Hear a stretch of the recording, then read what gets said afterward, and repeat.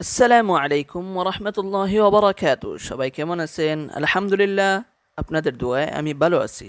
আজ আমরা শিখব সূরাতুল বাইয়িনা। এই সূরাটি মদিনায় অবতীর্ণ হয়েছে এবং রায়হান ভয়েস অফ কোরআন এই চ্যানেলটি অবশ্যই সাবস্ক্রাইব করে রাখবেন।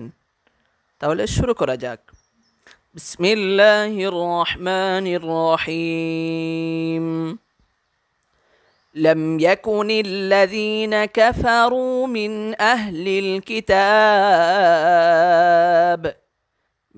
أهل الكتاب والمشركين منفكين حتى تأتيهم البينة رسول من الله يتلو صحفا مطهرة فيها كتب قيمة وما تفرق الذين أوتوا الكتاب إلا من بعد ما جاءتهم البينة وما أمروا إلا ليعبدوا الله مخلصين له الدين حنفاء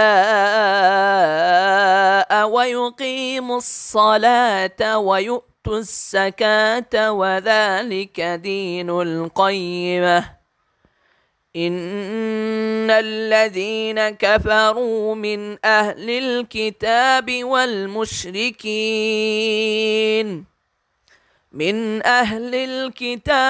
والمشركين في نار جهنم خالدين فيها أولئك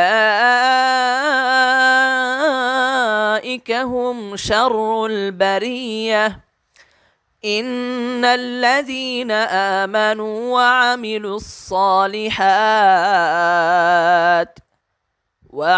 الصالحات أولئك هم خير البرية جزاؤهم عند ربهم جنات عدن تجري من تحتها